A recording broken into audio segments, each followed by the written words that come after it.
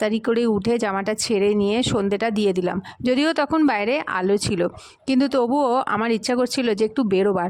আসলে বিকেলের দিকটায় একঘেয়ে সকাল থেকে রাত অবধি সেই সমানে ঘরে থেকে থেকে মনে হয় যেন একটু বাইরে যদি ঘুরে আসি না, আবার একটু ফ্রেশ হতে পারবো, আবার একটু রিফ্রেশ হয়ে বা ঘর। নমস্কার বন্ধুরা, সবাই কেমন আছো? আশা করি সবাই খুব ভালো আছো। চলো, জিও উইথ কেবির একটি নতুন পর্বে চলে এসেছি। আজকের পর্বটা একটু অন্যরকমই হতে চলেছে। চলো আমার সাথে আসতে পারবো তো। যেন বাইরে সবাই বেরিয়ে পড়েছে, সবাই বাইরে থাকে। ছোটোবেলায় তো আমরা রাস্তায় গিয়ে খেলতাম, মাঠে খেলতাম, তবুও মনে হয় যেন রাস্তায় বেরোই। আর কি আশ্চর্য ব্যাপার জানো তো, রাস্তায় বেরোলে দেখি কত লোক রাস্তা দিয়ে যাচ্ছে। আর আমাদের এখানে একটা বসার জায়গা আছে, সেখানে বসলে, ব্রিজের তলা বসলে দেখি কত লোক বাইরে কি সুন্দর ঘুরছে, বাচ্চারা খেলছে, মায়েরা তাদেরকে দেখছে, নিজেদের মধ্যেও গল্প করছে।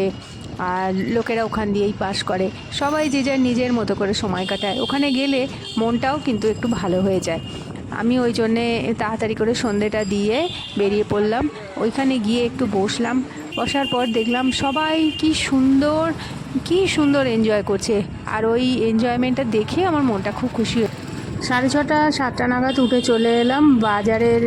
দেখলাম অনেকগুলো ঠেলা বসেছে, তাদের কাছ থেকেই কিছু বাজার করে নিয়ে চলে আসলাম। দুপাশে লোকের লোকারণ্য। দুপুরবেলার এত রোদ্দুরে কেউ বেরোতে পারেনি, ওই জন্য সব সন্ধ্যেবেলায় বেরিয়ে পড়েছে। 4-5টা লোকে গিজগিজ করছে। তো আস্তে আস্তে বাড়ি চলে এলাম। এইবার আবার শুরু করতে হবে ডিনারের আয়োজন। তো আজকের ব্লগটা এখানেই শেষ করছি। যতই সবজি কিনি না কেন, ওই চপের দোকানের ফুলুরি আর চপ দেখে আর লোভ সামলাতে পারলাম না। একটা ফুলুরি একটা চপ কিনে নিয়ে চলে এলাম। কিছু না হোক, হয় মুড়ির সাথে খাবো, নয় ভাতে জল ঢেলে ওটা দিয়ে খেয়ে নেবো। যদি ব্লগটা ভালো লাগে অবশ্যই একটা লাইক করে দিও, শেয়ার করে দিও আর কমেন্ট করো। আর যদি এই চ্যানেলটা ভালো লাগে তাহলে অবশ্যই সাবস্ক্রাইব করে সঙ্গে থেকো।